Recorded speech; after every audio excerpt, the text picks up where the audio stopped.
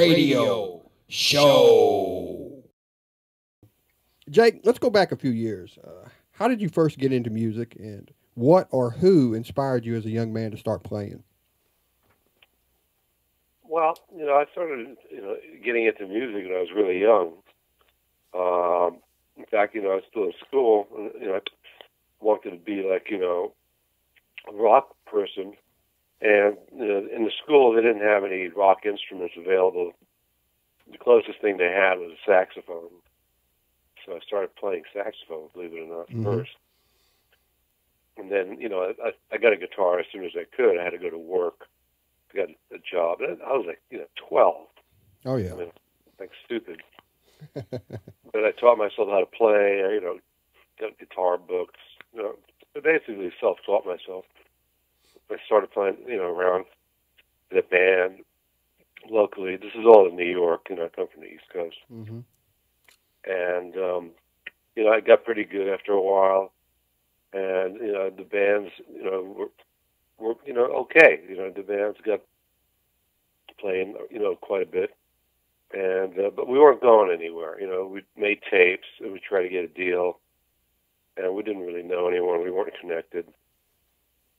And, it just dawned on me one day that I'd seen all these English groups, coming from overseas, from the UK, and all of them, getting a break just because of that.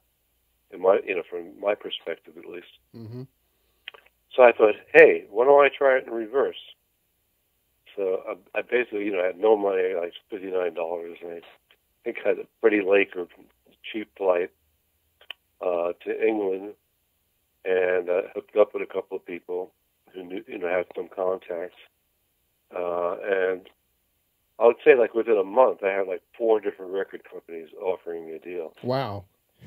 That's quick. And this is, like, in 1972. And, I'm summarizing, obviously. Mm-hmm.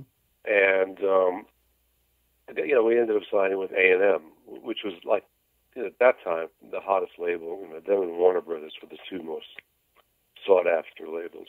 So needless to say, you made the right decision. Yeah, A&M. There was a different group, though. It wasn't the group that made it. This was a group called Streak. Okay. And, we, made some records. We got some good reviews. But we were like a punk rock group, really hard rock New York band. And that wasn't really in vogue on radio. They were really playing pop at that time. Mm-hmm. And so we never got any airplay. And, we tried a couple of singles, and eventually it just didn't work. We got a lot of money out of the record label and lived the rock style for, a year or two. But it didn't go anywhere. And eventually that group broke up. And a friend of mine that I went to high school with was in Japan at the time. We had a band in New York before we went to Japan. But make a long story short, I got him to come to England, and we formed a new group called the Arrows. And we went around just with an acoustic guitar after we wrote a bunch of songs. And we ended up getting signed to Mickey Most, who was like, England's premier hitmaker, as he was known. And, he had us record a song that he was holding called, Touch Too Much, mm-hmm. which became number 3 on the charts, went top 10. And all of a sudden we were like overnight sensations, top of the pops, magazine covers, the whole thing. And it was like great. Well, I want to set everyone straight on something as far as a certain song you wrote. And, when I say song, I'm talking about one of the top 10 rock songs of all time. It was during that time was when I wrote the song, and we played it for Mickey, and he didn't think it was a hit. Mm-hmm. We knew it was a hit. We knew that of all the things we've ever written, that was the one. And we were like, devastated, really. And you're talking about I Love Rock and Roll? Yeah. Mm-hmm. He said, we'll make it the B-side of your next single. You're kidding me, right? I'm not kidding you.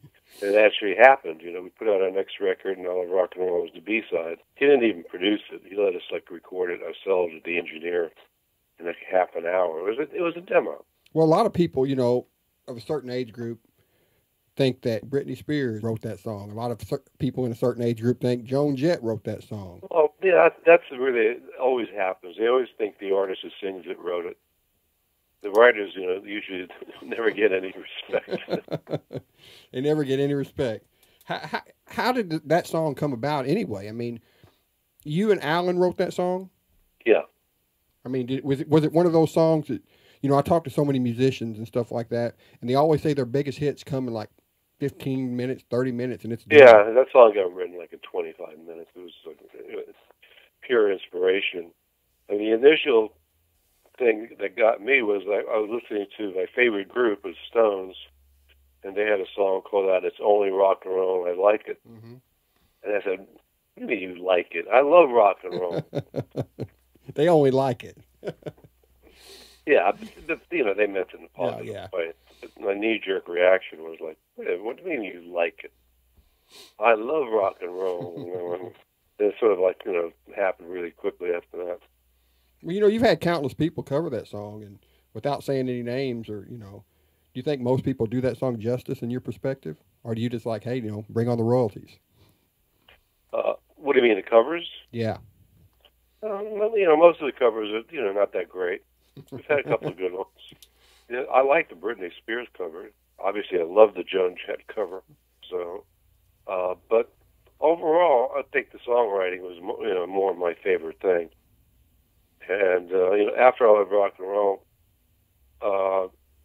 didn't make it, Joan Jett heard it. She was in England, touring with the Runaways, and she wanted to do it. She loved the song the first time she heard it.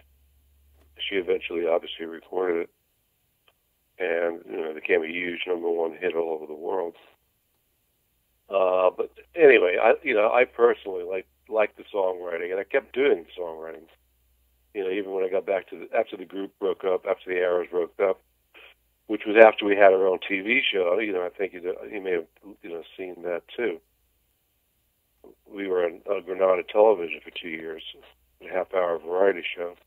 We would perform, a couple of songs, and we'd have a new artist on, an upcoming artist that was happening, and one artist that was already established, to do their hit song. Mm-hmm. And it was very successful. It went on for 2 years. He did 28 shows. Well, how did you get into management? What made you start Hook Entertainment? I just started getting asked. When I moved back to New York, people just started, asking would I help them with this, would I help them with that. And I just got into it. I sort of fell into it. I never planned to be a manager. It was never my game plan. And I just, started doing it. And I started getting people deals and started taking care of their careers, and I just went from there. You've also been involved in the motion picture industry. I started writing songs for soundtracks as well. I wrote the song for Top Gun, Rocky IV, Iron Eagle, a bunch of different films. Some of the biggest films of the 80s. Well, Top Gun was actually one of the biggest soundtracks of all time. Oh, yeah. It was huge. And also, I love that movie. It was a great movie. Do you think it's hard, as if it wasn't hard enough already, do you think it's harder these days to make it in the music industry and actually make a career from it than, say, before the Internet came about? I think it's much harder to have a lasting career, like the way that artists used to last, 10 years, 20, for 40 years, like the Stones and whatever. But I think it's much harder. I think it's much more of a quickie. I think it's gone back to singles. It's become much more like a single type business because of what happened with iTunes and all that. People buying one song at a time instead of albums, and it's changed. It's like the record business as I knew it is gone. There's just not any more songs with, I don't know what the word is, defined. They just don't last. There's no lasting music out there. I think happened is the world has changed. The really smart people, the really talented kids go into technology now, social sites, and and all that, rather than, everybody wants to be a rock star still. Mm-hmm. But the real talented people don't seem to be going into it as much. Do you have any advice to any struggling songwriters out there trying to get their music heard? Just write the best song you can and get it heard by as many people as you can. So what's on your plate right now as far as projects you're working on? You breaking any new artists or working on any new films or anything like that? Yeah, working on a couple of film projects, working on several TV show projects as well, developing some new acts, just doing a lot of different. I'm much more diversified these days. Yeah, I talked to Sean Gerard the other day. Right. Oh, yeah, so I'm working with him. Yeah, he was telling me that you just signed him on. Right. Great guy. And I talked to Dwayne. I know you're friends with Dwayne, too. Work with Dwayne Hitchings. Yeah, I've worked Rocky IV with Dwayne. Yeah, Dwayne's an awesome guy. He's really fun. He told me I need to come hang out with him, and maybe me and him can go get arrested. You never know what Dwayne's going to say. Dwayne's great. Jake, man, I appreciate you stopping by and taking time out of your day to join me. Okay. I appreciate it, man. You have a good one. You too. All right, bye-bye. Take care.